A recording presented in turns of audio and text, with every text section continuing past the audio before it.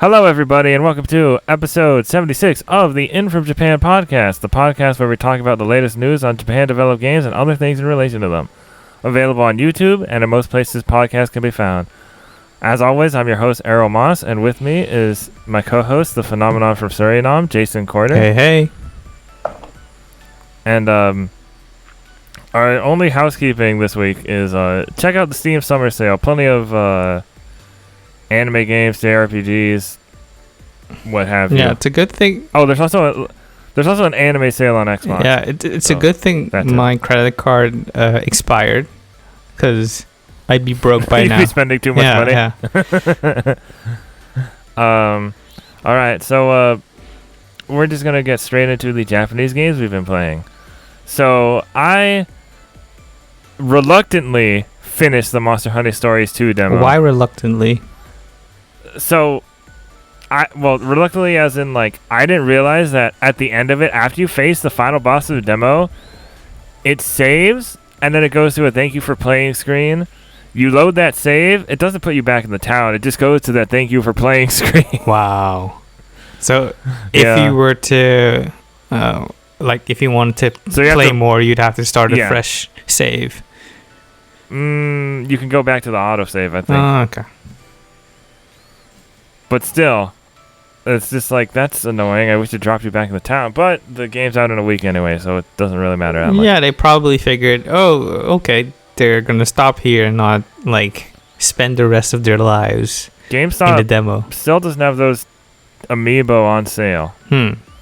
But I looked up what they did, and they just get layered armor, and there's only one layered armor from that I kind of want, and it's just from one of the characters, and I'm like, you know, I might be good with just the Wrath of the Amiibo. I don't have that much shelf space anyway. It's just those things get expensive. Yeah, I mean, unless you're friend of the show Nate, who has a whole, what should I call it, a gallery of amiibos, Amiibo collection. which is very impressive. Yeah.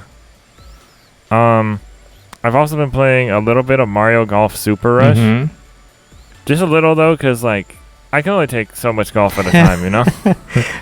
Okay. Hang on.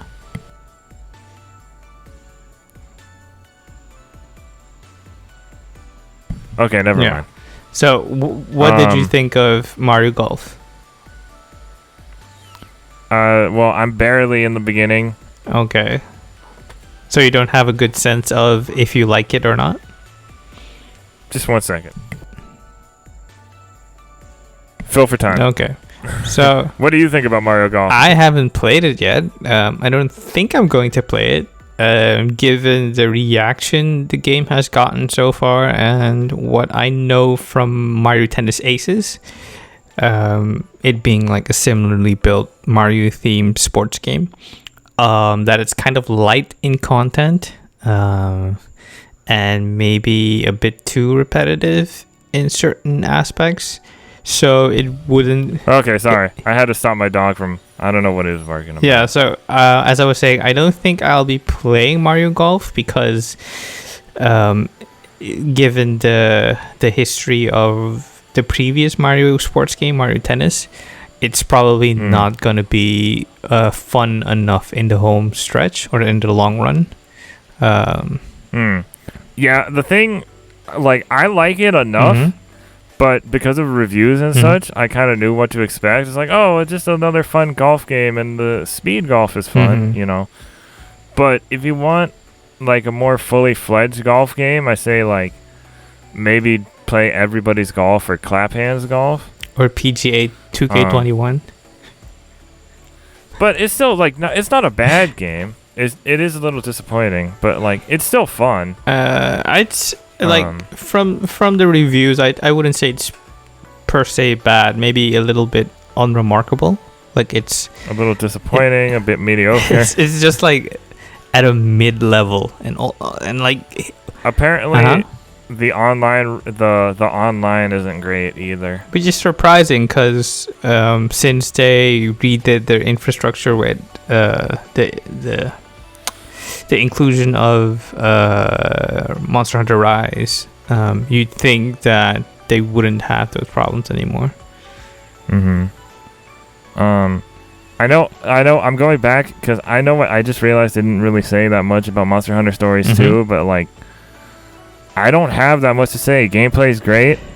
The frame rate on Switch is a little rough, but it's gonna be on PC, so you have that option. How do you compare it to the first one? What do you mean? Monster Hunter Stories 2. I mean, it's the same. It's pretty much the same gameplay, just expanded a bit with like, you know, the co-op and better an improved art style, improved graphics, and a little deeper of mechanics, like the part targeting and weapon switching. Okay. But it's not quite enough that I feel like I have a good grasp on. I mean, you'll know my full thoughts on the game after I play the crud out of it. Okay. It's one of those games where it's hard for me to like pick something because it's all the stuff we talked about in the news stories about it, and it's like, yeah, these all feel like they're supposed to. Okay, so if you're familiar with the first Monster Hunter Stories, you probably know what you're gonna get out of the game. Yeah. Okay. But yeah, back to Super Rush. Yeah, I haven't played that much. I got a little annoyed at like a putting challenge, or no, not a putting challenge. No, I think it was a putting challenge. I don't know, some kind of challenge where I just like, you had to get like 10 out of 10 holes, and you could only afford to miss one, or else you wouldn't get enough points. Okay. And I would always like end up missing one, no matter how much I tried to focus, and it was really frustrating. But that was like a side thing. Yeah. You can do. That wasn't part of the main campaign. But do you think you'll be sticking with it for the long run? I mean, it's not something, because I know there are unlockables and stuff, but I'm not really focused on that. It's more just a thing. A thing like Animal Crossing or something to just kind of relax. Do you think you're going to be playing golf. online with like friends or against other people? I don't know anybody with this game right now. Yeah, because golf is way more niche than tennis, so... Well, tennis isn't really niche, I'd say. When are we getting a port of Ribbit King? I have no clue. I have no clue. Maybe someday. Or a spiritual successor. That would be fine. And... Man, sorry, I don't feel... Like, my brain is all scrambled. I don't feel like I'm being detailed enough. No, it's fine. I mean, I've just been kind of out of it this week. If you don't have, like, a lot to say about something, it's fine. It's just because, like, I'm at the... I've been playing some other Western games, like I told you before, Sea of Thieves and No Man's Sky and some other stuff. So it's kind of hard because I haven't been playing these things that much. Like, I went through the Stories 2 demo, and like I said, it's hard to nitpick anything because I like it so much. Yeah. Right now. You're pretty much the biggest cheerleader for Monster Hunter Stories on the internet that I know of. Yeah, that you know. Yeah. And Super Rush, I'm barely into it. But Neo: The World Ends With You demo, I don't know how close I am to the end of it. But okay. It seems like you've been also playing it. Did you finish it? No, I just got my third party member. Okay, so I'm a bit ahead of you. Yeah, because I'm at a like actual boss. Yeah, I think that's where the demo caps. I'm not sure, but I think that's where it caps. Because I have to level up a little bit, because the first time I tried to beat the boss, I got really close, and then he got me. How do you like the button layout for the attacks? I actually really like it. The one thing I don't like is for the third party member, it's always the holding, like, it's the hold R1 or L2 or whatever. And I'm like, why didn't you couldn't you have made it another face button? I mean, with B button being dodge and A button being the special attack, I think. Oh, are you playing it on Switch? Yeah, I'm playing it on Switch. Oh, because I'm playing the PS4. Yeah, so it would be circle for dodge and X for special attack. Yeah. I mean, it could be better. The only thing I definitely need to dodge more. That is what I am learning right now. Yeah.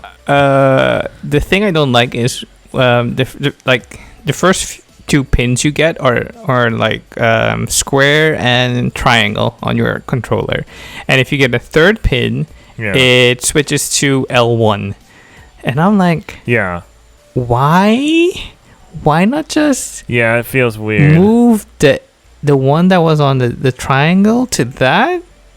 Like, why? It's a little weird, but it's not like... It's not super problematic. It's just really jarring. I enjoy the combat. I like how you can, like, you do the... just the combos, and you switch to build up your groove meter. And how it encourages you to do that. It kind of reminds me of Devil May Cry, where you have to vary your attacks. You can't just be spamming one thing. Well, you could, and you'd get... Well, you can, but you have to recharge. And you'd get the job done, but for a higher ranking and for more experience, you need to switch it up. Not just that, but the groove, when you activate the groove and you get the attack bonus, I mean... Yeah. So... How are you liking the art style? I think it's great. It has like so much flair. It's such a contrast to like, because it has that like comic book style kind of, but it's so stylized that it's such a funny contrast to like Scarlet Nexus. Yeah, I feel like, and where Scarlet Nexus, it feels like forced to be in that style. Almost in a way, because just the way they do it. The thing with Scarlet Nexus is it's a mix of like normal 3D assets and having characters be cel shaded, so that can be a bit of a contrast you have to get used to. And The World Ends With You Neo is more of a unified look. I'll still never understand when Tim Geddes said this game looks generic. I won't get... Maybe he'll change his mind on that. How some people think it reminds them of Persona 5, because it does it. Oh yeah, I forgot Persona 5 invented Shibuya. It's like, no, like it didn't. No, that was the meme. Like, Persona 5 has very much like it's trying to it's trying to resemble an anime, if that makes sense. And The World Ends With You is kind of very much stylized in your face comic book art. It's kind of hard to explain unless you've played it yourself or see footage for yourself. It's very stylized, and for me it kind of gets getting used to, because sometimes I want to adjust my camera and it's not possible. It's just the angle that they want you to be in, and you're like, I don't like that. Not really, but it's fine. What about the performance? How's the performance? Performance is for me. The performance is fine. I say I'm playing on PS4, but I'm playing on PlayStation 5. But it's the PS4 version. Yeah, so it's definitely going to be fine. I'm playing it on Switch. Surprisingly, it runs at what is supposed to be 60 frames per second most of the time. Like, I did not think that would be possible. I'm guessing they lowered the level of detail of everyone that's not a main character to like a comfortable degree, and then optimized the game to fit on the Switch in that sense. So it's kind of really interesting what they did with the game, that it runs as well as it does. I would probably like to see the game running 30 frames per second locked, just to see if that would look better, but maybe it's not possible. Maybe they don't have enough memory to play with that, but it's surprising that it runs as well as it does. The only gripe I have is that there are some slight hitches when you transition from gameplay to map, and the map moves from area to area, or when you move from a segment to a segment, and then the game kind of has a hitch, but it's not the biggest problem. It's just kind of noticeable. But yeah, I'm very impressed. I'd say if you were on the fence of getting it on the Switch, I'm probably sure that you'll be fine on the Switch. It depends on how picky you are about how things run and graphical stuff. I mean, if you have a Switch, I'm not so sure you'd be the biggest Digital Foundry subscriber, but I digress. That's true. I'm just glad, because what happened with me is, have you played the first game? Yeah, I have. Okay. So, you know how Sho Minamoto is like the second boss in the first game? Probably. I haven't played it in a very long time. Yeah, so I never finished the game because of him. Okay. The DS version. One, I just like couldn't get the touchscreen stuff down. And two, I just found him to be so annoying with the Zeta slow. Yeah.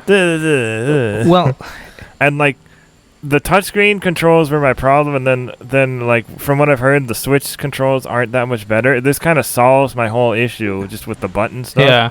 Like the first game was very unique for its time, and it still is kind of with the dual screen combat where you have like two party members doing two separate things, and you have to like, okay, which one am I focusing on? Am I doing it correctly? Oh, I died. Why did I die?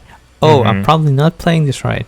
And I haven't played it on Switch, so I couldn't tell you, and also not on mobile, so I couldn't tell you how that feels. Yeah. But yeah, are you going? I might watch the anime, but I don't know how different it is. I was just about to ask you, do you think you're going to revisit the first game, or are you going to just watch the anime? I think I might watch the anime, but I'll look up the differences. Okay. If they're like big ones. Yeah. So do you think we're going to see Neku show up in this sequel? Do you want me to spoil it for you? What do you mean? Do you want me to spoil it for you, yes or no? How would you know that already? Yes or no? He appears at the end of the demo? Do you want me to spoil it? You're behind me. Don't spoil it. Yes or no? I'm confused. No. Okay. How would you know that? If I tell you how I know that, it'd be a spoiler too.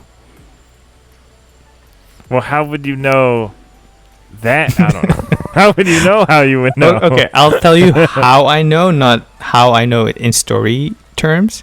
In the second trailer they released, there is a clear and definitive answer to your question. Ah, okay. I think it's the second. I might have watched the trailer once and forgot about it. I mean, no, I won't say more because you don't want to. Yeah, I don't know. I don't know. I shouldn't have asked. Yes, You've also been playing more Famicom Detective Club? I'm finally done with it. I am.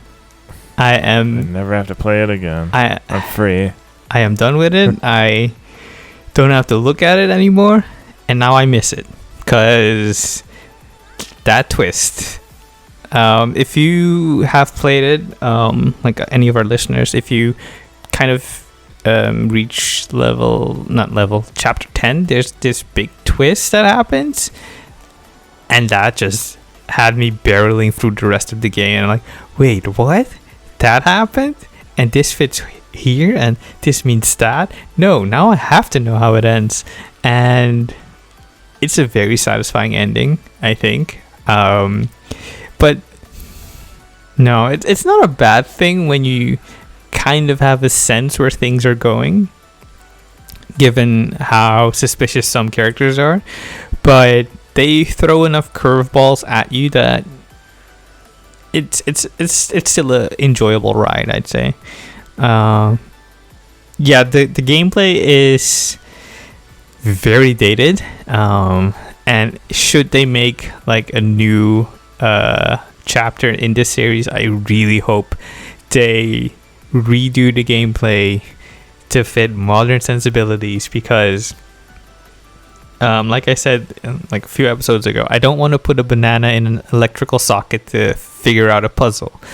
It's like, no, don't make me jump through hoops just to see a dialogue option. It's just maddening. But yeah, I'm done with the game. overall, I loved it. Music's great. The character designs are great. I looking forward to playing the prequel. If you buy any of the 2 games, you get a $10 discount on the second game. Yeah. And should you buy it in a bundle, it's like the price of a full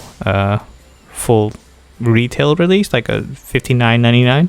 So it's a very good deal overall. But yeah, I'm looking forward to it.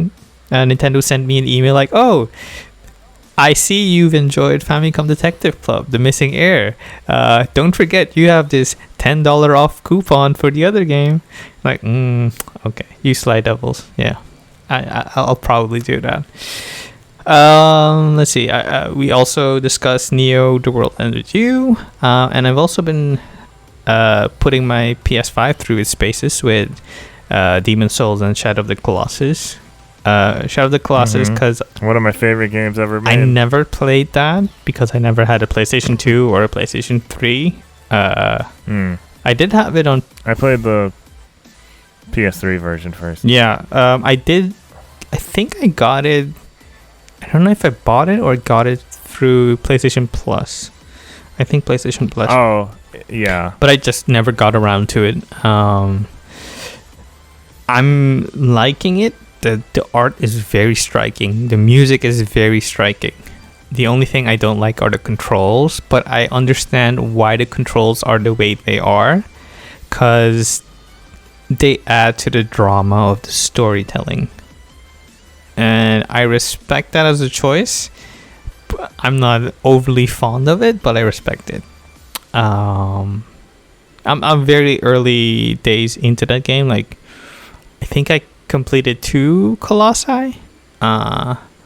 So it's not an overly long game, so I'll probably be done with it if I like play it all through the weekend. Although some of those Colossi can be tricky. Oh, I know. I've heard my brother cursing from the other room, so I kind of know what to expect. It's the boss design is kind of like the bosses are the puzzles, and that's a very very interesting gameplay design perspective. And it's really cool to see, and you see how that has influenced so many other games that came after it. Like Castlevania Lords of Shadow. Yes. Although that's all I could think that of. might have, well, I'd say it's a good... I've never played that game. I played it. I'd say that's a good mix of the PS2, PS3 God of War and Shadow of the Colossus. But it's really its own thing. It's not really like a copy for copy's sake. It's no, I know. I'm just saying it's inspired. It's very. And then of course, the upcoming Pray for the Gods, which looks great. Yeah. So yeah, I played that. And also Demon Souls on PS5. Shiny Demon Souls. I still need to finish installing that. It's a lot of gigs. It's about 50. It should be like a day for you, like less than a day. No. It should only take like a couple hours. Yeah. So like for me, it was 20 hours to install everything. But it was like weird because it said like it did the split in half thing where it was it just like 30 gigs to start and then the rest was the rest of it? Yeah, like I think. Okay, because I thought it was like a huge update or something. No. It's like ready to start. Because I thought it was like the 30 plus the 55. No. Yeah, and that's what got me like, whoa. No, but it's a really impressive looking game. It's fairly challenging, not overly so. Like when you hear people talk about these games, you expect the worst, but once you get to play them, you see that it's kind of how the game is visually communicating its world to you that makes it seem challenging. And I think it was around Sekiro that I made the observation that Sekiro feels easier because the enemies are more human.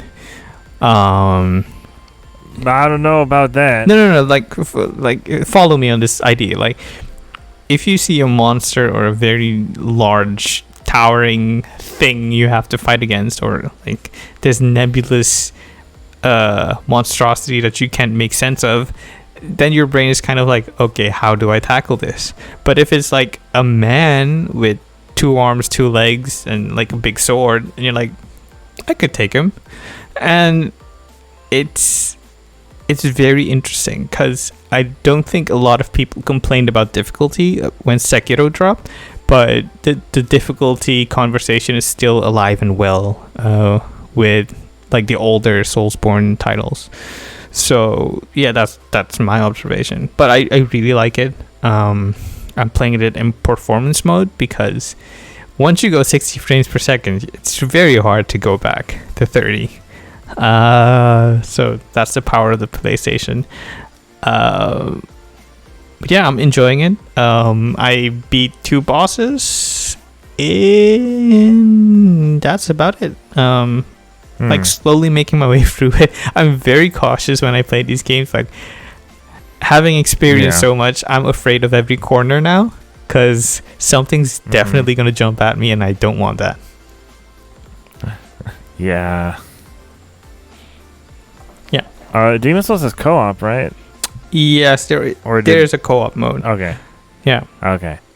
And shout out to Jake Decker and Matt Paget for inspiring me to jump on it. You can check those guys out on the Nuclear Fridge podcast. Yes. That's a wild ride, let me tell you. I haven't had the chance to listen to it yet, but just wait till they have time. I will. Just wait till they tell their stories about the jobs they did previously. Oh boy. Anyway, next up we have the In From Japan J-List, recent video game related entertainment news.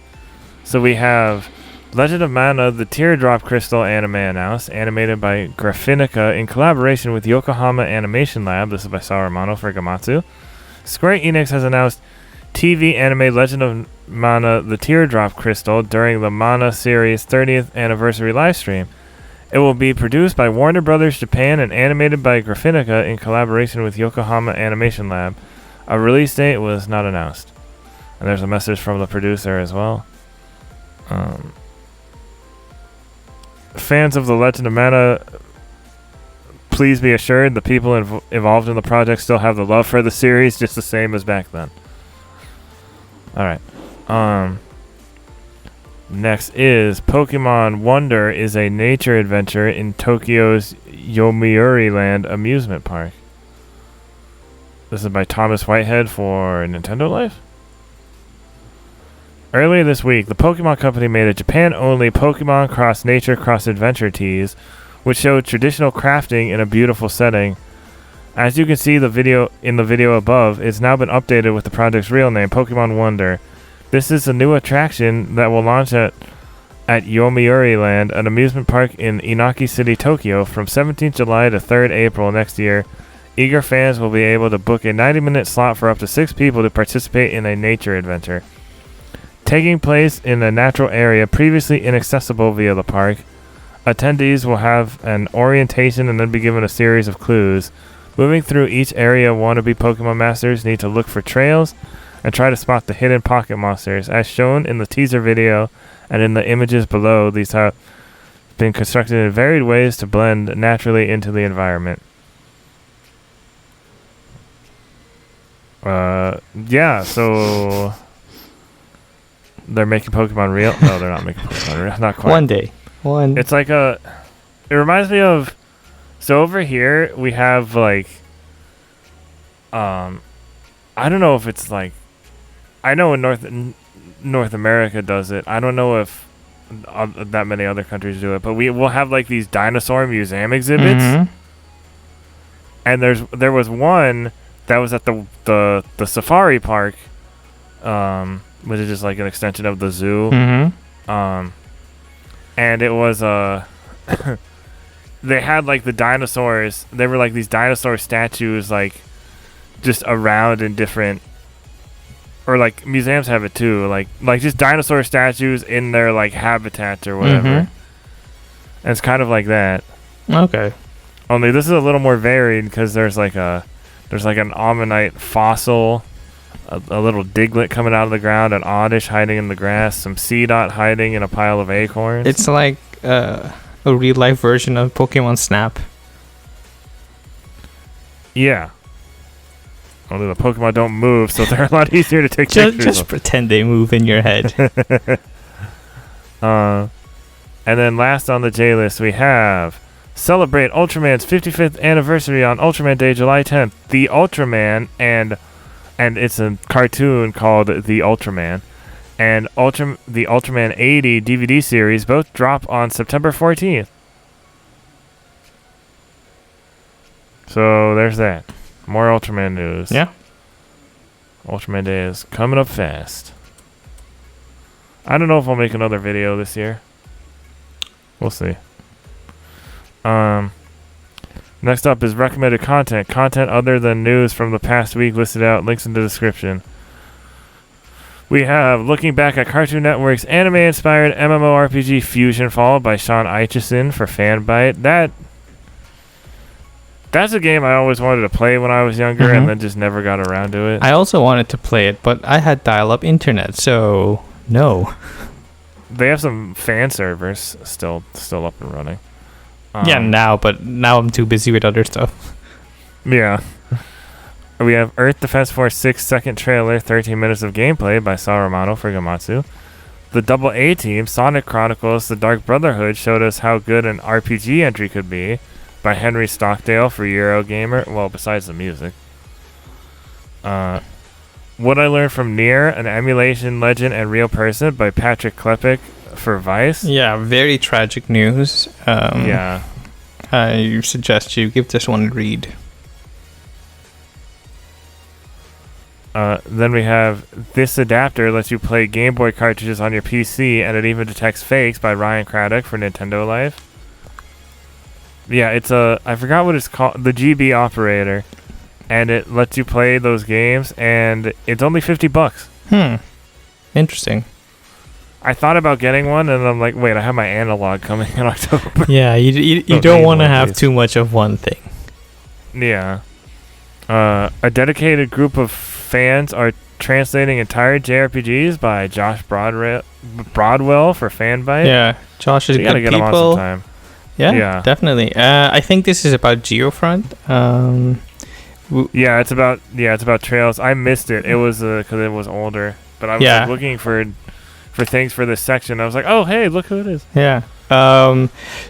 Geofront is most currently known as the people who have done translation work on the Trails games, like the ones that didn't come here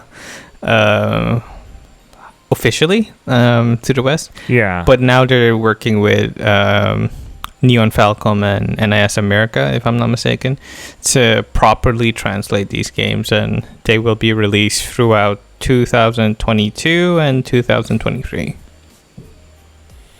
Yeah.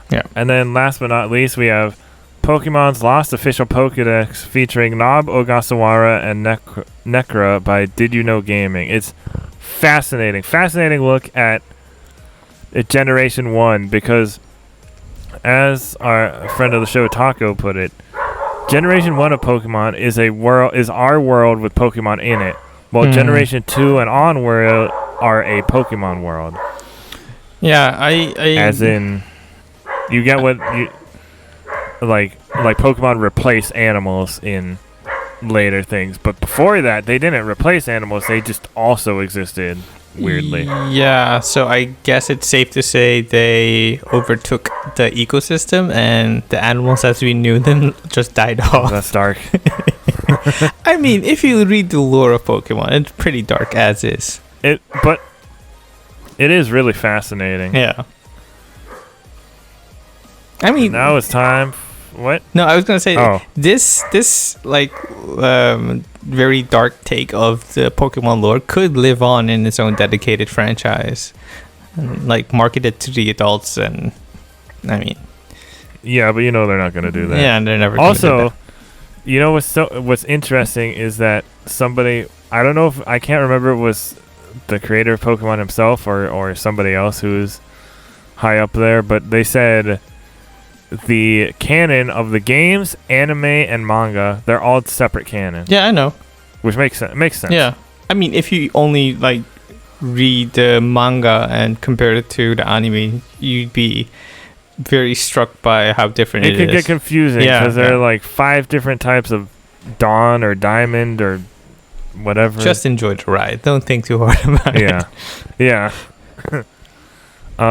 So now it's time for the news rundown, and I'll let our Shinigami and bearer of bad news take it away.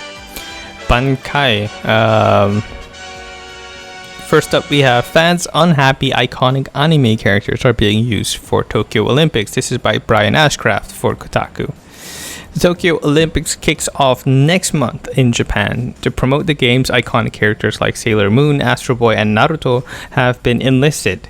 The Japanese Olympic Committee has been tweeting images of the previously announced characters, which are decked out in Japan, emblazoned outfits to show their support for the games.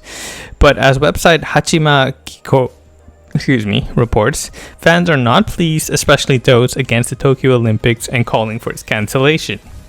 You can click on the article for like a breakdown of that, because it's a lot. I don't want to like steal clicks away from Brian, but yeah, it's kind of weird that they'd be upset about the inclusion of the characters, because it feels like they're two separate things. Like, you can be mad that the Olympics are continuing, given all that is happening in Japan at the moment, but the inclusion of the anime characters feels kind of odd, weird. Anyway, it's probably just like a very cultural thing that I can't wrap my head around, so there is that. Next up, older Final Fantasy Android and iOS games will be delisted. This is by Jenny Latta for Silicon Era. Square Enix announced another round of soon-to-be delisted Final Fantasy games, and this time it's for Android and iOS versions. It cited the upcoming Final Fantasy Pixel Remasters series of games, which will include FF1 through 6, as a reason for it being pulled.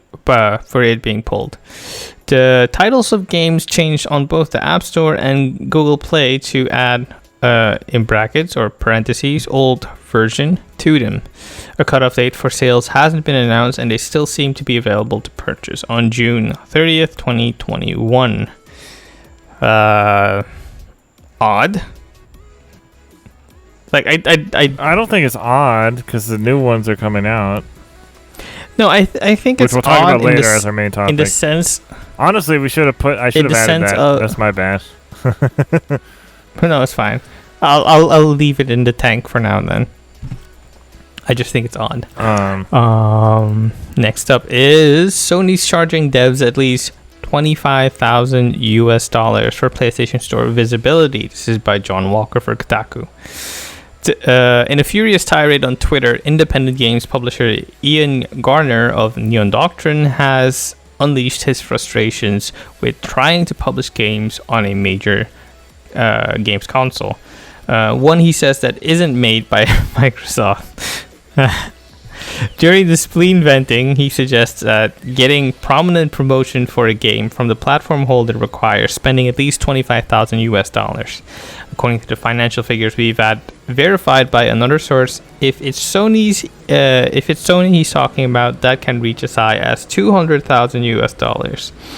Without naming either Sony or PlayStation, presumably allowing room for us to think he might mean the Atari VCS, British developer and publisher Gardner details just how difficult he has found it to gain support, store presence, and even launch discounts when releasing games on the platform. You can click on the article for a full breakdown, and you can read the original Twitter thread for a very enlightening read. Yeah, that's a lot of hoops you got to jump through just to have your game be visible on a platform. Yeah. You hate to see it. Next, well, this is kind of an extension of on a related note. Story. PlayStation is hard to work with. The devs say. This is by John Walker again for Kotaku again. After yesterday's industry-wide discussion of the cost of being visible on Sony's PlayStation Store, Kotaku has heard from multiple independent developers and publishers expressing similar frustrations and fury. There were two main responses to our article yesterday, highlighting one independent developer's frustration with working with Sony to sell games on the PlayStation Store. The first was a confusing number of people convinced that this was somehow part of an underground conspiracy to destroy... Really, you guys need to go outside more. Like breathe some air, listen to some music, touch some grass, kiss a girl, or with consent, or whatever you prefer with consent. Yes. The second was many indie game developers and publishers getting in touch to say that yes, wow, Sony are far harder to work with and sell games through than anywhere else. Click on the article to get the full rundown. Rebecca Valentine for IGN also had a similar report, and she says it kind of ebbs and flows regarding which major company is kind of the bane of indie publishers' existence. So I remember just a year or two ago, my friend of mine who's an indie dev was telling me Nintendo takes a while to approve stuff, and that's what they were waiting on at the time. I think, and then they could announce the release date. With Sony and Nintendo, well, Nintendo more probably, it's that they are mainly headquartered in Japan, and then have a second headquarter in the US, and like a third in Europe, and approving a game goes through all those checks and balances, while Sony recently migrated to the West, so it would on paper be less complicated, but I mean, the results don't lie. I mean, the reports are in, so make up your own mind. So that was the bad-ish news. Next up, up to in other news, we got up to moving on to in other news. I don't know why I said Ninjala Demon Slayer tie-up officially revealed. Tanjiro and friends. This is by Kite Stenbuck for Silicon Era. Gung Ho Online Entertainment officially revealed the Demon Slayer Kimetsu no Yaiba collaboration content for Ninjala. The event will let players obtain new parts to make their avatars look like characters from the popular franchise. We previously learned about this collaboration from Japanese magazines. The limited time event will let players obtain avatar costumes inspired by Tanjiro, Nezuko, Zenitsu, and Kyojiro. It will also add gum, utsusemi, and weapons modeled after the Nichiren blades. Gung Ho revealed more details on the tie-up at the first anniversary special announcement video. There will be 9 Demon Slayer characters featured in this Ninjala collaboration. Other than the Affirmation 4, the developer team has also mentioned Musan Kibutsuji. Oh, that's the villain, right? Additionally, it will also feature emotes based on the characters' breathing techniques. Official trailer for the collaboration is available to watch at the Play Ninjala channel on YouTube. It showed even more characters that have not been mentioned before, such as Inosuke, Shinobu, Kanao, and Gyu. The collaboration will take place around the time Ninjala is celebrating its first anniversary. The game had previously added crossover content with Sonic the Hedgehog and Monster Hunter Rise. Yeah, Ninjala's been killing it with the collaborations. And why is nobody playing this? Are you? Oh, there are people. Are you playing it? I pick it up it's one of those games where I play it every once in a while just to see what's going on. Yeah, I'm just giving you a hard time. It's probably the only it's the only not the only multiplayer game I play on Switch, but the only competitive online multiplayer game that I play on Switch. All right. Next up, we have Konami announces mystery simulation game Crime Site for PC. This is by Sal Romano for Gematsu. Konami has announced mystery simulation game Crime Site for PC via Steam. A release date was not announced. The company is currently recruiting participants for a closed beta test, which you can apply for by following the official crime site Twitter account and retweeting the tweet. Okay, that's a weird way to register, but okay. Or joining the crime site Discord server. Man, a lot of hoops. And responding to the indicated recruitment message to specify. Is this a gag? Is this like part of a ARG that they're making you jump through so many hoops just to join a game? Here's an overview of the game via its Steam page. A new kind of mystery simulation game where you must deduce not only the culprit but the victim as well. 2075, London. Heinous crime around the world has been reduced by 90% thanks to the implementation of a foresight AI, which is able to predict future crimes based on the information found on the network.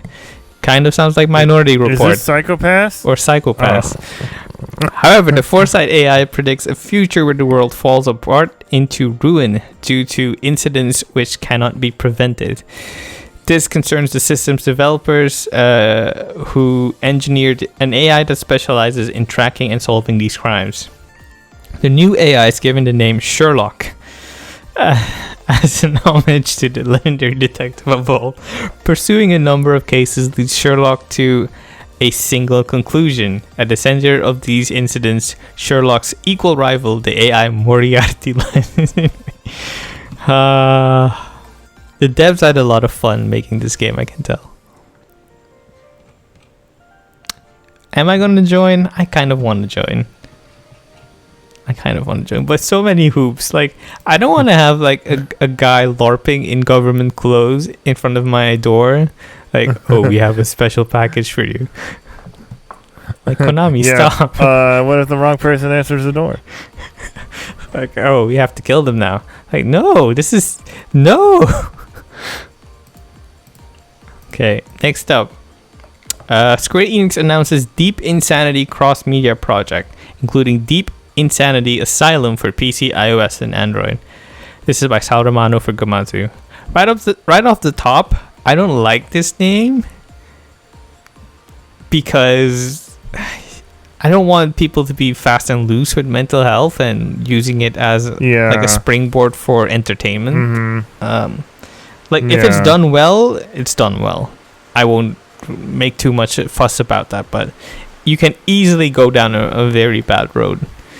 But I digress. Could always get a name change. Yeah. Square Enix has announced the Deep Insanity cross-media project, which will consist of the Deep Insanity The Lost Child anime and Deep Insanity Asylum game, and Deep Insanity Nirvana manga. Deep Insanity The Lost Child is produced by Silverlink and will begin airing in October. Its staff includes creators Makoto Fukami, Norimitsu Kaiho, and Itoroji Shiono. Director Shin Oonuma, series organizer and screenwriter Kento Shimoyama, character designer Kazuyuki Kamayoshi, and music director Fumiyuki Go and Mirai Kodai Gakudan on music. Whew. That's a lot. Deep Insanity Asylum is an RPG and will launch as a free-to-play title with item-based in-app purchases for PC via Steam, iOS, and Android in September in Japan. Pre-registration is available now on Google Play. Battles are skill selection-based battles, okay, that progress in real time. There are also auto and high-speed functions. The theme song, Madoromi, is written and composed and arranged by Taketeru Tsunamori of Mirai Kodai Gakuden, with vocals by Kanata Amane and Towa Tokoyami. Looking at the graphics, it looks pretty neat. The manga began serialization in today's issue of Monthly Big Gangan magazine. On September 25th, Square Enix will release the standalone comic volumes 1 and 2. Click on the article for a full breakdown, a few trailers. Yeah, it looks neat. I'm just not a fan of the name. But I imagine if it got localized in the West, they'd probably change it a bit. Okay. Next up, Errol's favorite topic of the week, Twiles of Mana coming to iOS and You said Android the thing. on July 15th. This is by Sal Romano for Gematsu. Square Enix will release the Twiles of Mana remake for iOS via the App Store and Android via... Okay, you can stop now. Like, I don't want to make fun of people with speech impediments, okay? It's just... I had rhoticism when I was younger. Okay, but the character in this game is just ridiculous. I have to say it. Like, they didn't have to do that. They didn't. They really didn't. Just have a voice actor who sounds young. Problem solved. Hey, why do you look so small? I'm not small. I just look young for my age. Problem solved. But no, speech impediment. Anyway, the game will release on the App Store and Android via Google Play on July 15th for $23.99, or about 2,490 yen. The company announced during the Mana series 30th anniversary live stream. You can click on the article for the full breakdown. I mean, it still looks good. If I play it, I'll probably play it on the consoles that I own or on PC. But it looks good if you only have like a mobile platform. Next up, Legend of Mana Remaster update to implement original font this fall. This is really ironic given everything that's happened this week. This is by Sal Romano for Gematsu. Square Enix will release an update for the newly launched Legend of Mana. The copy just says Legend of Man. Remaster that implements the font from the original PlayStation version this fall, the company announced during the Mana series 30th anniversary livestream. Legend of Mana launched for PS4, Switch, and PC via Steam on June 24th. Asian region English language physical copies are also available at PlayAsia on PS4 and Switch. Use the coupon code Gematsu to save 5%. Are you getting this game?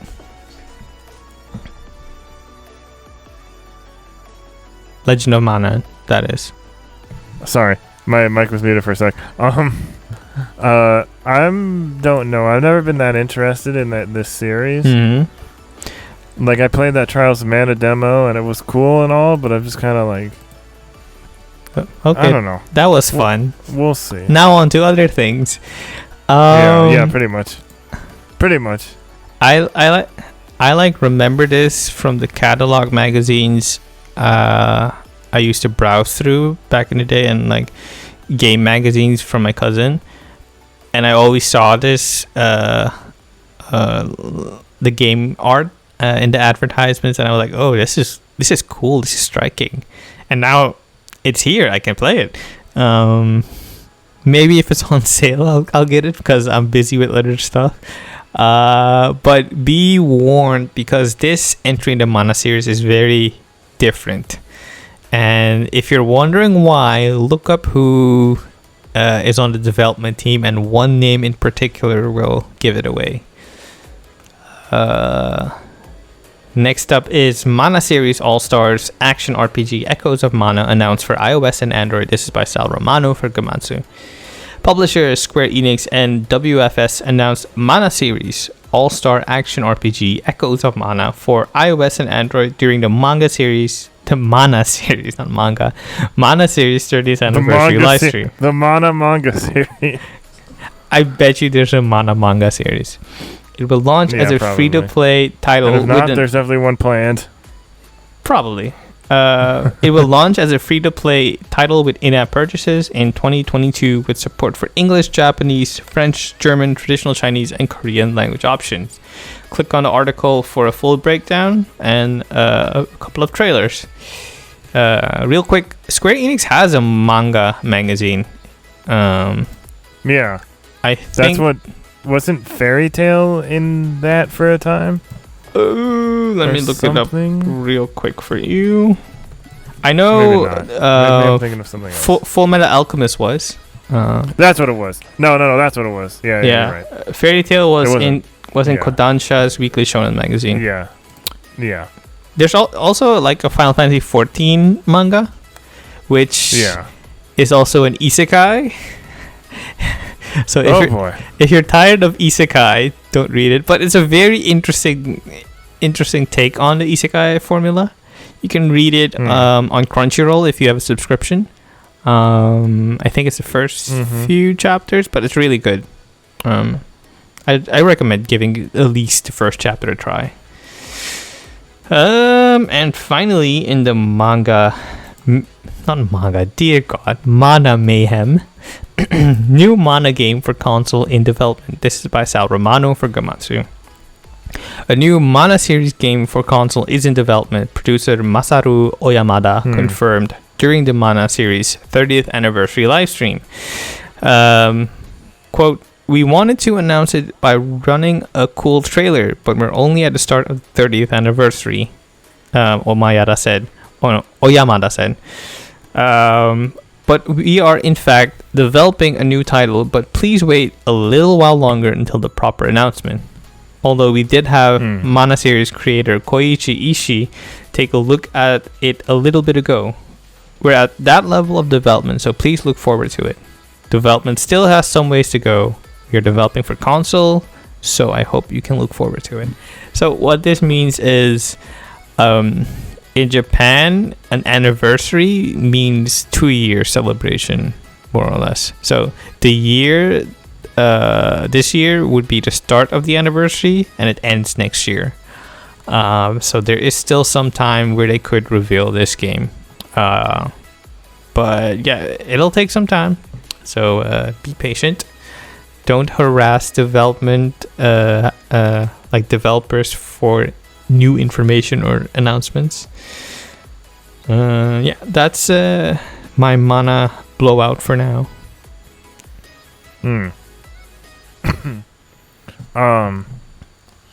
Next up, Final Fantasy 14, July 2021, 14-hour broadcast schedule shared. This is by Genimata for Silicon Era. On July 9th, 2021, Square Enix will hold the 7th Final Fantasy 14 14-hour broadcast. This is an extended stream with multiple programs and special events. While we knew a letter from the producer live with Yoko Taro and Yosuke Saito would be part of it, the full schedule still wasn't available. Now the official site revealed the full schedule and all of the guests that will appear at each spot. The Final Fantasy 14 14-hour broadcast now I get it. Will kick off at 6 p.m. Pacific time, 9 p.m. Eastern on July 9th, 2021, with an introduction that will last an hour. After that, this is what the rest of the schedule looks like.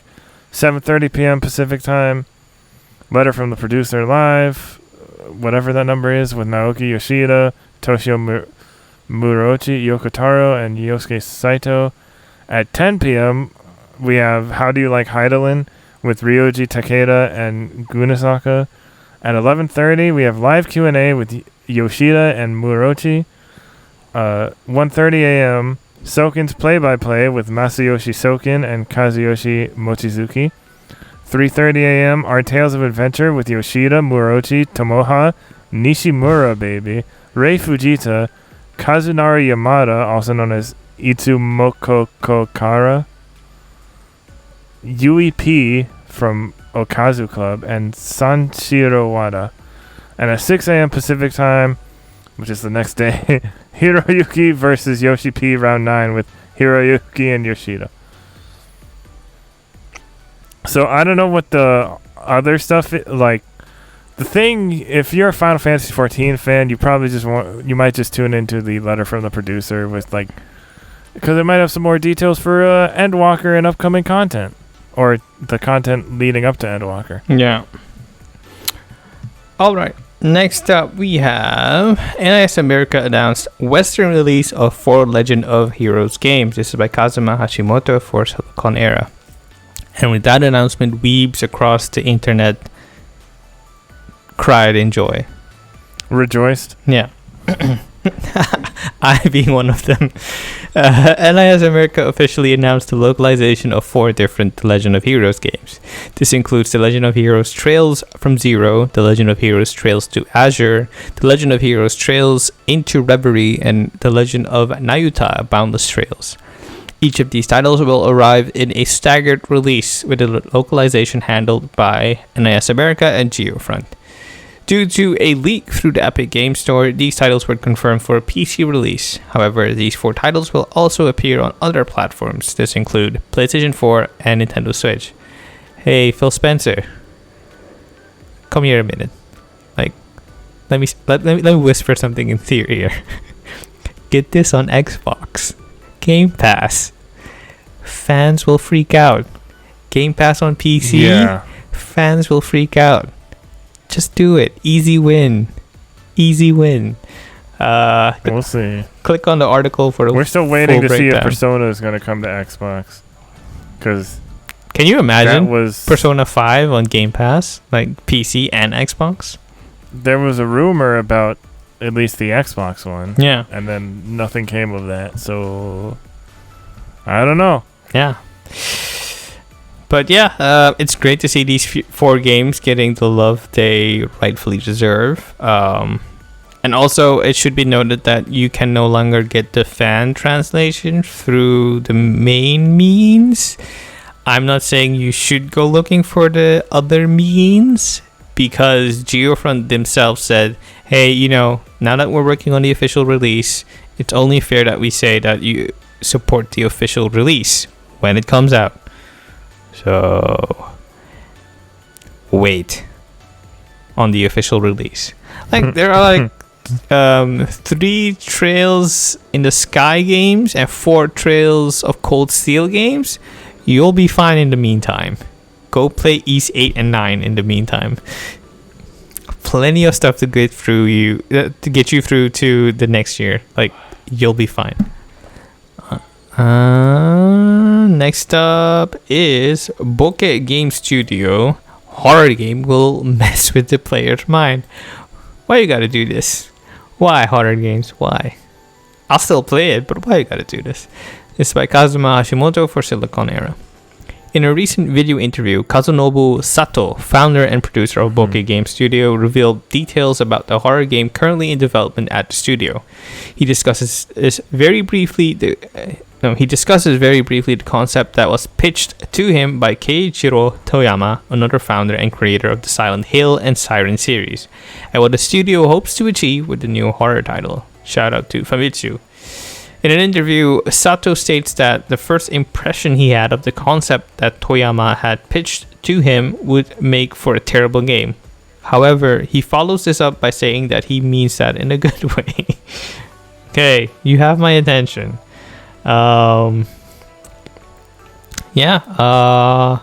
This is promising. Stay tuned. Yeah.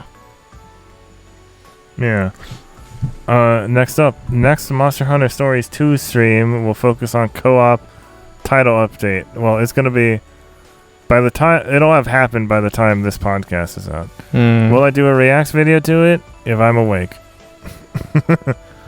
This is by Jenny Lana for Silicon Era. Capcom announced it will hold another Monster Hunter Stories 2 stream, with this one being a final pre-launch program.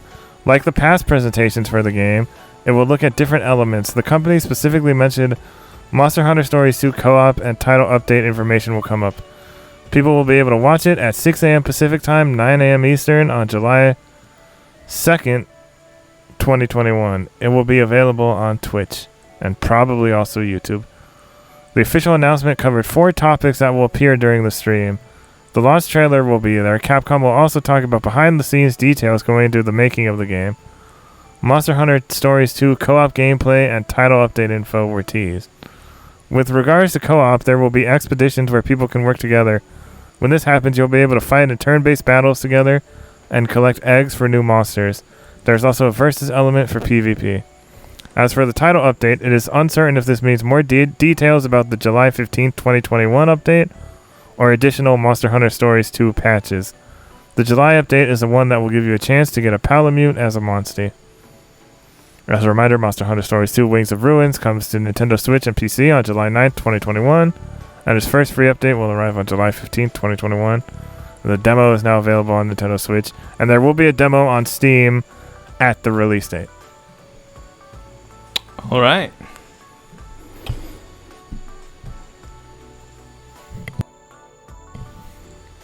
Okay, so next up, You can fight as a pilot in Mobile Suit Gundam Bonds of the Battlefield 2. This is by Stephanie Liu for Siliconera. Bandai Namco Amusement will release Mobile Suit Gundam Bonds of the Battlefield 2 on July 27, 2021 in Japanese arcades. It is a direct sequel to the first Mobile Suit Gundam Bonds of the Battlefield arcade game that launched in 2006. Whoa. One of the selling points of Bonds of the Battlefield series is how you use both hands and feet in order to control your mobile suit, as if you are piloting a real Gundam. The game uses 3 monitors in order to simulate the feeling of being inside a mobile suit's cockpit. Not only that, but you operate your mobile suit through hand and feet controls, similar to how pilots do in the anime. You already said that. It is a team game allowing you to work with teammates to destroy enemy mobile suits and bases in order to achieve victory. In addition, as the game takes place during the 1-year war, there are special cutscenes based on the original 1979 anime, which has the movie trilogy is now on Netflix. You can watch the preview there. And the Hathaway movie is now on Netflix. The first Hathaway's Flash movie. Like the 3. But you have to watch some stuff before watching Hathaway's Flash. I don't. I'll go in blind. I'll let you know if that holds up. Yeah, Foggy said the same thing. Yeah, because they don't have any other like series up besides Iron Blooded Orphans. I think that's it. And Unicorn, Gundam Unicorn. Yeah, there's a lot more Gundam on Hulu. And Crunchyroll has a bit on Crunchyroll. Has like almost everything. So if you want to catch up, there's your best bet. Next up, Nier Reincarnation launches July 28th in the West. This is by Sal Romano for Gematsu. Nier Reincarnation will launch for iOS via the App Store and Android via Google Play on July 28th in the West. Publisher Square Enix and developer Applebot announced. Pre-registration is available now, and over 300,000 people have already pre-registered. I am also one among them. You can click on the article for a full breakdown and a trailer. I should really get back to Automata and finish it, like all the other endings. I have like 2 or 3 endings. That's a lot to do. Anyway, we have some breaking news, kind of. Mm-hmm. According to industry analyst Benji Salas, Xbox is seeing major growth in Japan weekly sales. Series X/S sold 4,113 units last week. May not sound high, but the last 3 weeks are the biggest Xbox sales since October 2012, other than launch weeks. Microsoft said recently Japan is their fastest growing market worldwide. The Game Pass effect, maybe? I think it's Benji Sales, actually. But to your question, what is making this sell so well? Phil Spencer on, I think, the 500th episode of Unlocked, IGN's Xbox podcast, said that they are selling every unit they have available. So yeah, that is amazing. So they're selling out in Japan and every other territory they launched in. And what is making them sell so well? I think it's the xCloud capabilities, Game Pass. But the thing is, you don't need an Xbox to use xCloud, right? No, that's why I'm kind of surprised about it. That's what I mean. You have xCloud and you have the small form factor that is the Xbox Series S. You have Game Pass that's accessible. That gives you an offering of like many games. I wonder who it was that said it, that in Japan they are more likely to play multiplayer games than like single player games. Was it Unlocked or like Axe of the Blood God? I don't remember, but maybe that's also helping it. Like Game Pass has a lot of multiplayer games, and could just be a matter of time before we see a new Japan-developed Xbox exclusive. Who knows? It might be like, I don't know if it'll be ground up Xbox exclusive. It could be like Evil Within 3. It could be a timed exclusive. It could be a timed exclusive for the West at the very least. But I think a deal with a Japanese developer is it's gonna happen sooner or a bit later. more. We do have confirmation that Microsoft and Kojima are in a partnership now, so it could be that you'll see first, but who knows? We could see something before that, because that stuff is very early days. That feels like the ink is still drying on the yeah. Next up is Super Smash Bros. Ultimate DLC character Kazuya Mishima launches on June 29th. This is by Sal Romano for Gematsu. That would have been like 2 days ago. Super Smash Bros. Ultimate downloadable Super Smash Bros. Ultimate downloadable content character Kazuya Mishima from the Tekken series will launch on June 29th for $5.99, or as part of the Fighters Pass Volume 2 for $29.99 US, Nintendo announced. Director Masahiro Sakurai also confirmed that the next downloadable character following Kazuya Mishima will be the last. Now that I think about it, it's been close to 10 years since Super Smash Bros. For the Wii U and Nintendo 3DS systems was in development, Sakurai said. I've been working on this for a long time. You could call it my life's work. But finally, the next downloadable content fighter will be the last one. There won't be any more after that. It'll be a while before that announcement, but it'll be available this year as planned. Click on the article for full details on Kazuya and a breakdown by Mr. Sakurai himself on how Kazuya plays. Yeah, so let Sakurai get some rest. Yep. Give that man a vacation. Let the man rest until the last fighter is announced. Oh well. Next is Sony Interactive Entertainment seemingly acquires Blue Point Games. This is by Sal Romano for Gematsu. Sony Interactive Entertainment may have acquired Demon's Souls remake developer Blue Point Games, according to a now-deleted tweet from the official Japanese PlayStation Twitter account. In announcing today's acquisition of Housemarque, the account tweeted the above image of the PlayStation Studios logo, Blue Point Games logo, and the Demon's Souls remake in the background.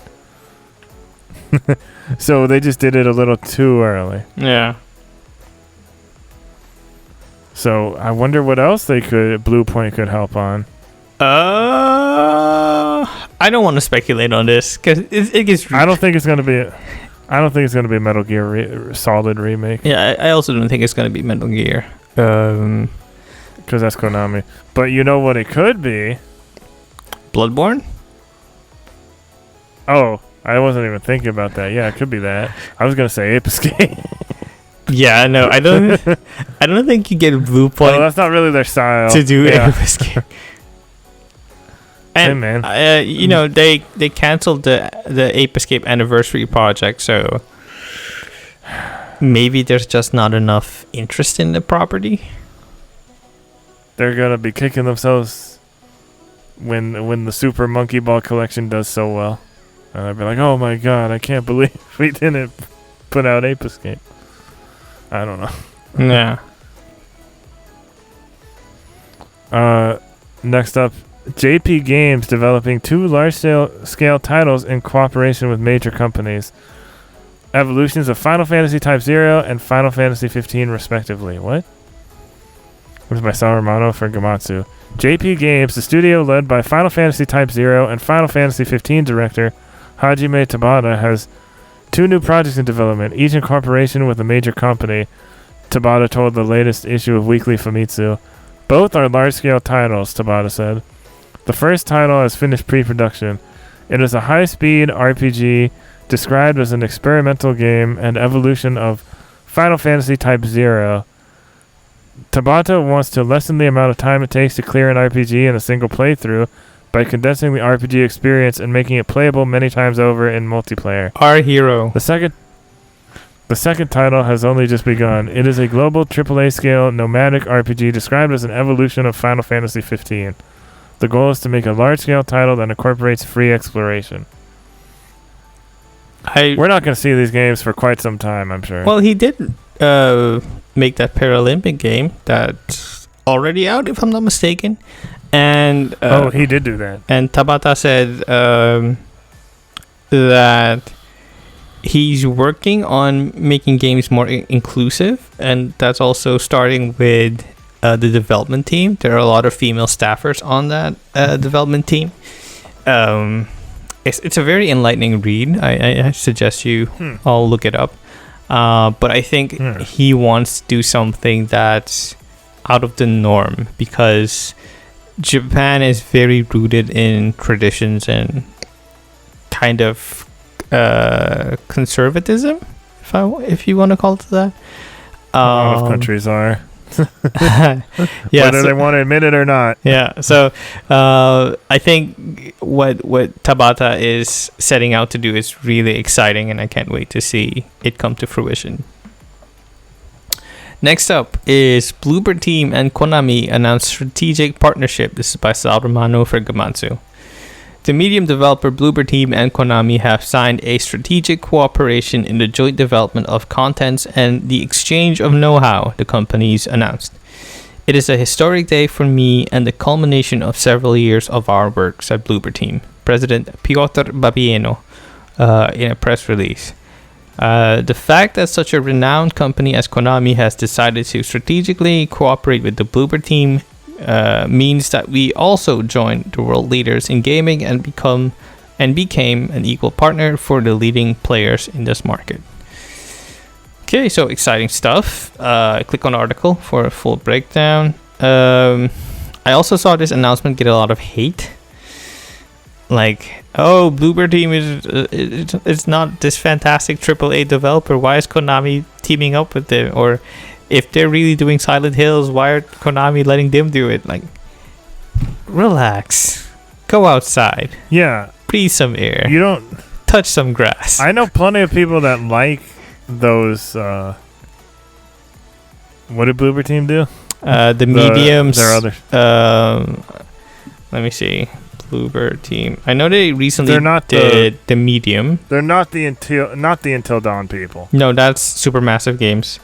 They did Layers of Fear 1 and 2, and Observer, and Blair Witch. So they have a pretty decent track record. And ironically, or maybe not ironically, the medium seems to have people who either love it or hate it. True to its name. I mean, that's just art in general. You either love it or you hate it. But yeah, go outside, breathe some air, touch some give grass. them a chance. Like, give developers a chance. We don't know why the games turn out the way they turned out. Like, maybe they didn't have enough budget, maybe they didn't have enough time, maybe they didn't have enough backing from a major publisher. This could possibly reconcile all of that. So you don't know what they're working on or what they're making, what quality it has. So relax. Next up is Persona series sales top 15 million. Persona 5 Royal at 1.8 million, Persona 5 Strikers at 1.3 million, and Persona 4 Golden for PC at 900,000. There's also an update. This is by Sal Romano for Gematsu. Atlus has published its financial results for the fiscal year ending March 31st, 2021, which includes updated sales numbers for the Persona series. I've already mentioned them, so there you go. Atlus noted that sales in North America and European. I just bought Persona 4 Golden. It was on sale. Oh, nice. On Fanatical for like $10. Yeah. Fanatical has good deals, and if you sign up for their newsletter, you get coupons in your email. So try that. Yeah, I didn't do that because I don't need more games. But coupons and cheaper games. But coupon. Like the coupon works on games that already are discounted. So even more savings. Atlas noted that sales in North American, European, and Asian markets have significantly exceeded expectations, and that it continues to maintain a high level of overseas sales share. There's an update. According to Atlas West, Persona 4 Golden for PC has sold over 1 million units. So there you go. Play Persona 3, 4, 5. I can't vouch for the quality of the first 3 Persona games, so don't ask. But you can play 2. It has some weird stuff. Yeah, but it might be too dated for an interesting story. You just definitely avoid the first Persona. You don't want to play that.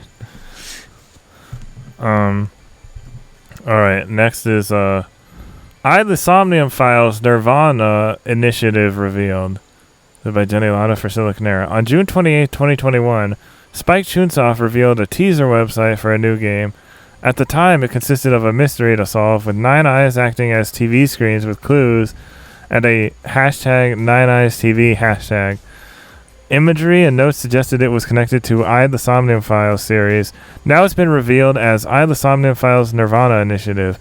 Sony shared a tweet revealing its spring 2022 PS4 and PS5 release window.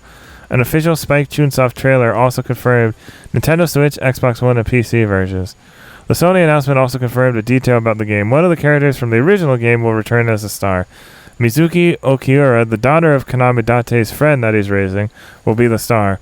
She'll be acting as a special agent in the adventures. Mizuki is back. Special Agent Mizuki, that is. She's on a new case when the Somnium Files Nirvana Initiative awakens spring 2022 on PS4 and PS5. And then there's a short trailer. It will be coming to PS4, PS5, Switch, Xbox One, and PC in spring 2022. I still need to play the first one, or finish the first one. Like, I have the whole Zero Escape bundle with the iSomnium Files, and I kind of wanted to do them all in chronological order, but I feel maybe I just need to go through to iSomnium Files instead of... I also still need to play Danganronpa 3. There's also that, so we'll see. We'll see what I'll be able to do. And next is our biggest news story of the week. Clearly, Yokai Watch 8th anniversary live stream set for July 9th. I mean, clearly, major game-related announcement teased. Level 5 will host a Yokai Watch 8th anniversary live stream on July 9th at 19 o'clock. No, wait. Thank you, Gematsu, for having in the schedule 6 a.m. Eastern. So like 3 in the morning Pacific time. I'm not going to be up for that. The company announced you will be able to watch it on YouTube. The live stream will feature a look back on the series so far, themed discussions, news, and a major game-related announcement.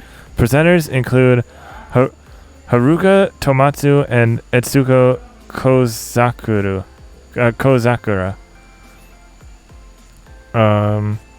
Level 5, please finish a game before you start making more of them.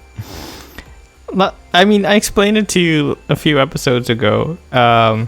The reason studios start up new projects like so soon after announcing they've started development on something is probably because they're trying to keep the lights on, and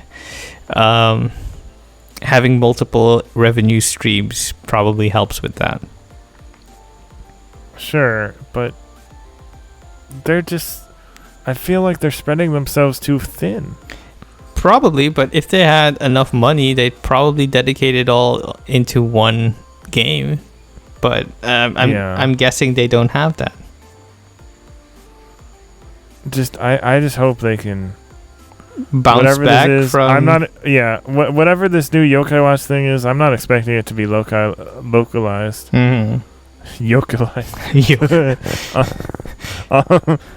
Because like 4, we were... It was barely starting localization, and then then they shut down that branch. So I don't know. We'll see. Mm-hmm. If it is, I might still end up getting it, even if it's not imported, depending on what it is. So our last news story, and also our main topic, is the Final Fantasy Pixel Remaster series, starting with Final Fantasy 1, 2, and 3, will launch on July 28th. This is by Sal Romano for Gematsu. The Final Fantasy Pixel Remaster series versions of Final Fantasy, Final Fantasy 2, And Final Fantasy III will launch for PC via Steam, iOS, and Android on July 28th for $11.99 each. Pre-orders are currently available at a 20% off discount price of $9.59. Final Fantasy 4, 5, and 6 will follow at a later date. It was rumored that the other 3 will be out in September 2021. Yeah. And then just remodel take, universally updated 2D pixel graphics, including the iconic Final Fantasy character designs created by Kazuko Shibuya, the original artist and current collaborator. Beautifully arranged soundtrack in a faithful Final Fantasy style, overseen by the original composer Nobuo Uematsu. Improved gameplay, including modernized UI, auto battle options, and more, including a terrible looking font.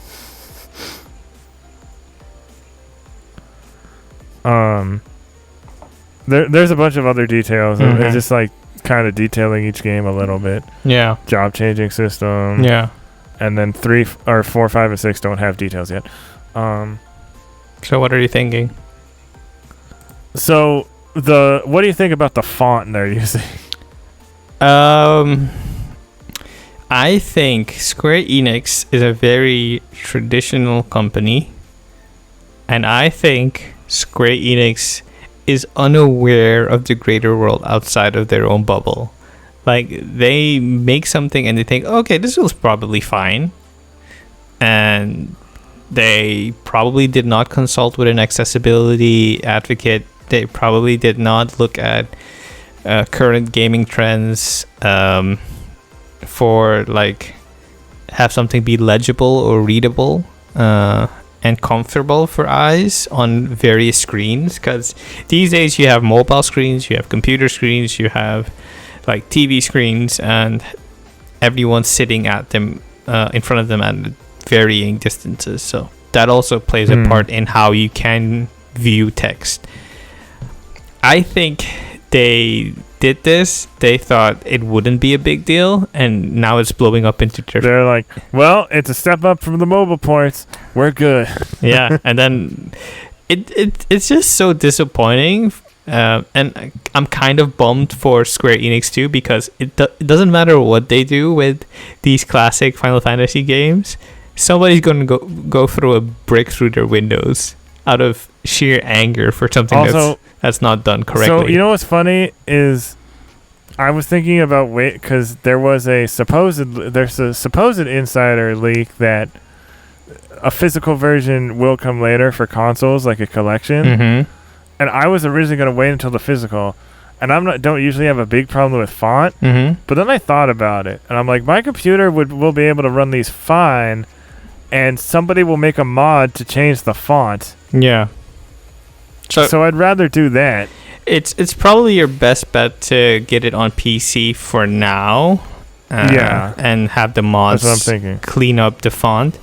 It could also be that they're holding off on a console release because they want to wade through the crap storm that is the reaction these days on Final Fantasy, the older games.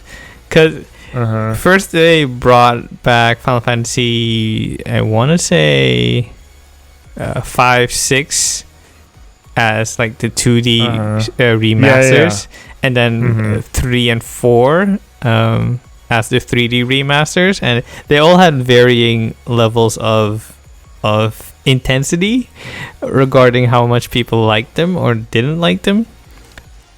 Yeah. And then they did this, like, from all the leaks, we thought, oh, this is going to be a slam dunk, a home run, no brainer. And then we actually saw the trailer be like 15 to 30 seconds, and we were like, wait, that's it? I mean, that's it? And then they revealed more info, and then we're like, wait, this is really it? And you got to remember, this is a company that did Left Alive, The Quiet Man, and for some reason, Stranger of Paradise. So who really knows what's going on in the heads of the Square Enix executives? It's... it's honestly weird to see a company out Nintendo. It's just so strange, and it seems to be happening only with Japanese companies for some reason. Like, the only company that can flub announcements is probably EA or Activision these days. It's like expected of them. Yeah, it's like, oh, let's see how they screw up this thing this time. It's so disappointing. Like, this should have... What do you think of... Uh-huh. It should have been what? It should have been a slam dunk.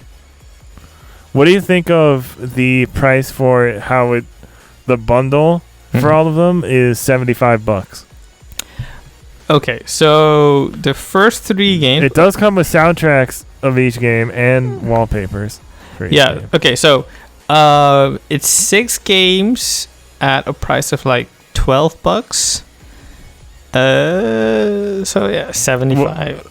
3 of them are a little more than the other ones. Yeah, and you can get the first 2 games at a discounted price of like $9.59, so it could be a bit cheaper.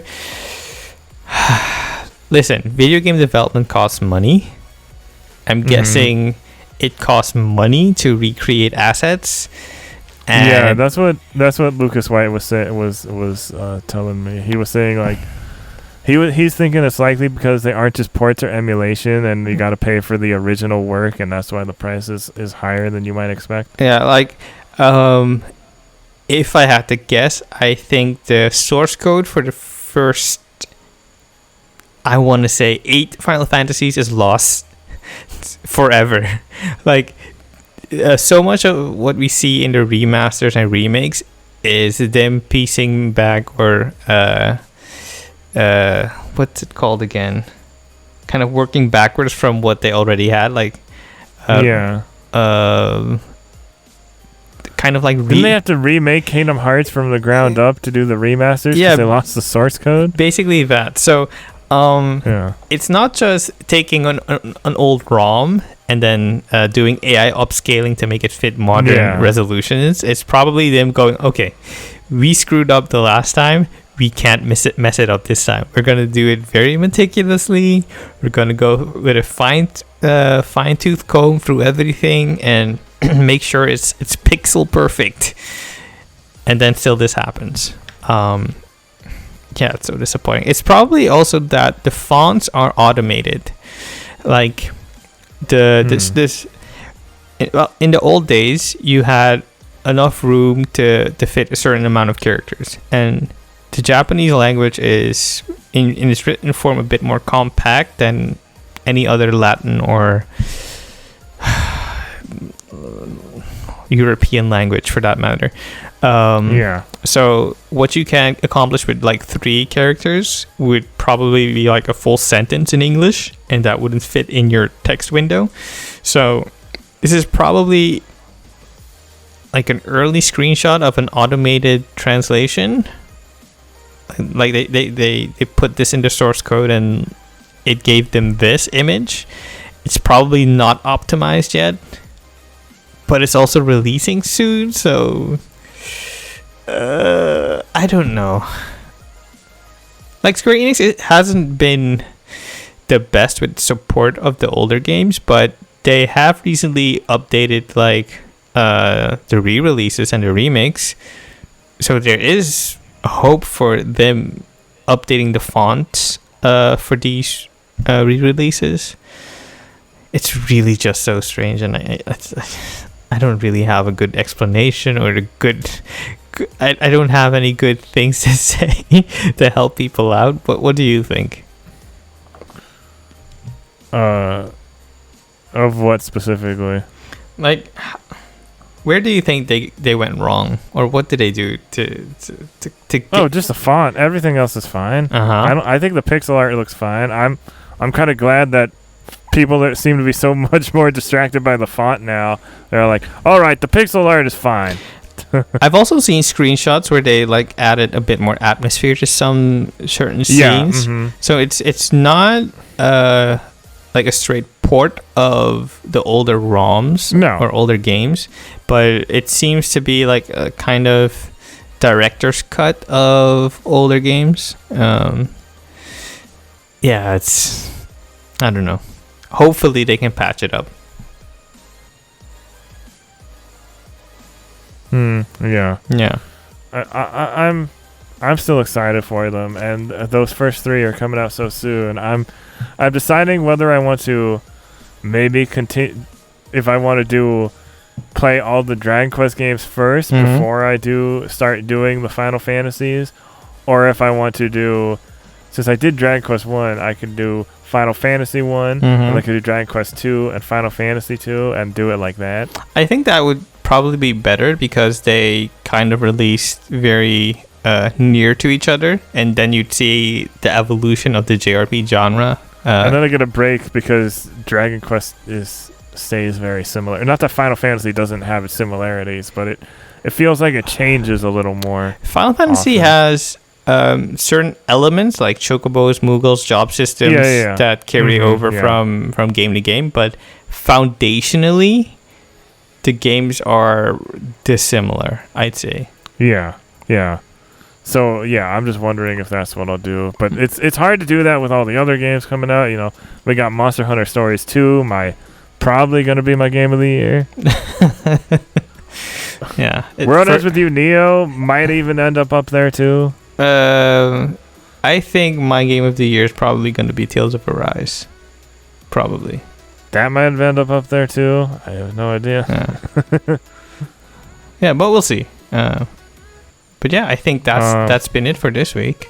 Sorry, listeners and Jason, that I've been kind of like out of it today. It's fine. It's fine. Weird. Been a weird week. It's fine. We'll get back into the swing of things next week. But yeah, it's been a good week. Thank you for listening. This has been Erroll. This has been Jason. We'll see you next week. Stay safe. Stay healthy. Support your local. If you have a because I just learned that Little Tokyo up in LA, it's like has been struggling. Little Tokyo in LA and Japantown and San Francisco have been kind of struggling due to the pandemic. Support your local Japanese businesses if you are able to. Yeah. Support local businesses in general. That too. Also, I forgot one very important J-List story. So earlier this week, they had the first full trailer for a new kaiju movie. Oh no. Called Clifford the Big Red Dog. I protest. I veto this. I'm against it. I'm going to watch it, and I'm going to make an episode of it on the Kaiju Zoo, and you can't stop me. I'll just not join that episode. I need to find somebody to. Maybe Foggy will join Monty you. Said she was I know Monty said she Monty was would be great for that episode. So maybe we can get her on. We'll see what happens. But yeah, this has been me, Erroll, me, and Jason. Yeah. And we'll see you next week. Yeah. Bye. Matane.